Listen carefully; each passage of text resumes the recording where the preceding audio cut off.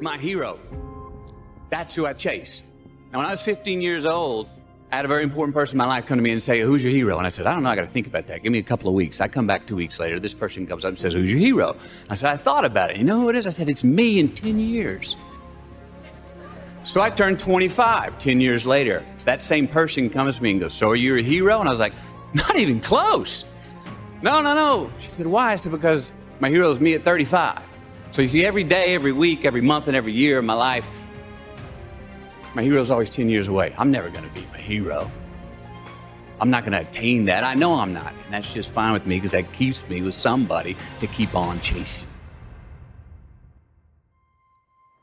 Life is not easy. It is not. Don't try to make it that way. Life's not fair. It never was. It isn't now, and it won't ever be. Do not fall into the trap, the entitlement trap, of feeling like you're a victim. You are not. Get over it and get on with it. And yes, most things are more rewarding when you break a sweat to get them. Happiness is an emotional response to an outcome. If I win, I will be happy. If I don't, I won't. And I say, if happiness is what you're after, then you're going to be let down frequently, and you're going to be unhappy much of your time. Now, personally, as an actor, I started enjoying my work and literally being more happy. Define success for yourself.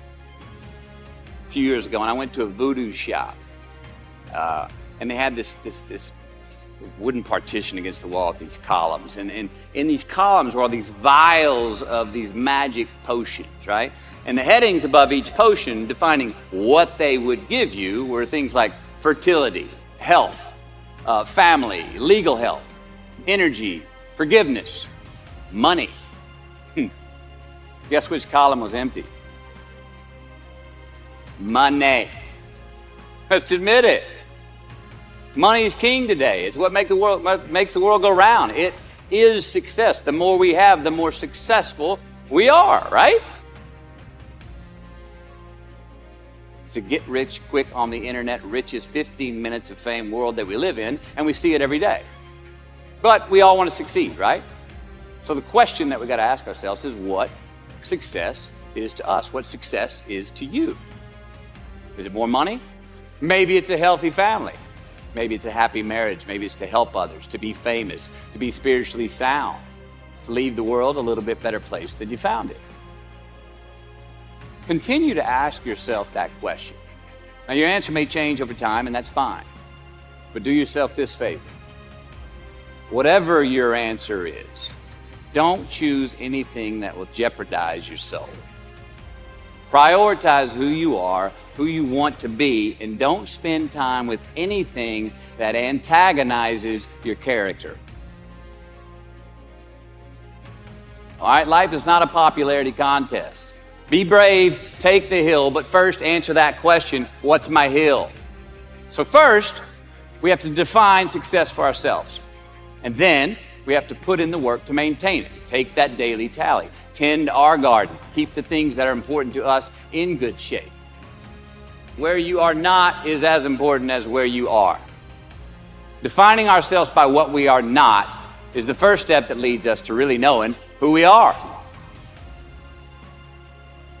All right, so get rid of the excess, the wasted time. Decrease your options. If you do this, you will have accidentally, almost innocent, put in front of you what is important to you by process of elimination. Knowing who we are is hard. It's hard. So give yourself a break. Eliminate who you are not first, and you're going to find yourself where you need to be. Don't leave crumbs. And the beauty of delayed gratification. So what are crumbs? Well, the crumbs I'm talking about are the choices that we make that make us have to look over our shoulder in the future. Make voluntary obligations. All right, mom and dad, since we were young, they teach us things as children. Teachers, mentors, the government, and on laws, they all give us guidelines for which to navigate this life. Rules to abide by in the name of accountability. I'm not talking about those obligations. I'm talking about the ones that we make with ourselves. with our God, with our own consciousness. I'm talking about the you versus you obligations. We have to have them. Now again, these are not societal laws, expectations that we acknowledge and endow for anyone other than ourselves.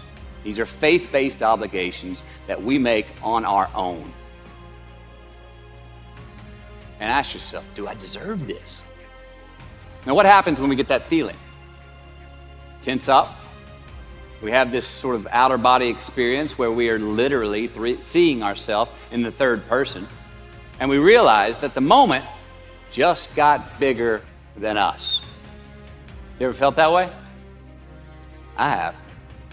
And it's because we have created a fictitious ceiling, a roof, to our expectations of ourselves.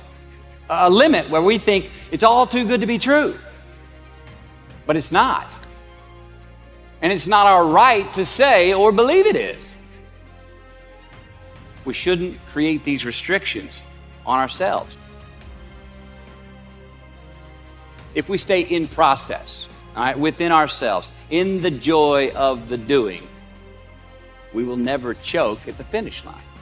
Why? Because we aren't thinking of the finish line. Because we're not looking at the clock. We're not watching ourselves on the Jumbotron performing the very act that we're in the middle of. No, we're in process. The approach is the destination, and we are never finished. The greatest snipers and marksmen in the world, they don't aim at the target. They aim on the other side of the target. We do our best when our destinations are beyond the measurement, when our reach continually exceeds our grasp, and when we have immortal finish lines. And when we do this, the race is never over. The journey has no port. The adventure never ends because we are always on the way. Guilt and regret kills many a man before their time. So turn the page, get off the ride. You are the author of the book of your life. Turn that page. Give your obstacles credit. You know those no fear t-shirts that were out? I don't know. People used to wear them 10 years ago. No fear. Anybody remember those, or just me? I saw them everywhere. All right. I don't get them, and I never did. I mean, I try to scare myself at least once a day. I mean, I get butterflies every morning before I go to work. I was nervous before I got here to speak tonight. I think fear is a good thing. Now, why? Because it increases our need to overcome that fear. All right, so say your obstacle is fear of rejection. You want to ask your boss for that promotion, but you're scared he's going to think you're overstepping your bounds. Well, instead of denying those fears, declare them. Let somebody else come up and tap you on the shoulder and say, hey, you scored. Let them run up and tap you on the shoulder and say, man, you won. Let them say, thank you. Take the lid off the man-made roofs that we put above ourselves and always play like an underdog. We're all destined to have to do the thing that we fear the most anyway, at some point.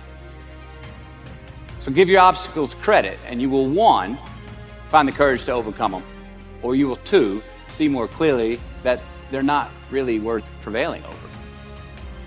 So be brave, have courage, and when you do, you get stronger, you get more aware, you get more respectful of yourself and that which you fear.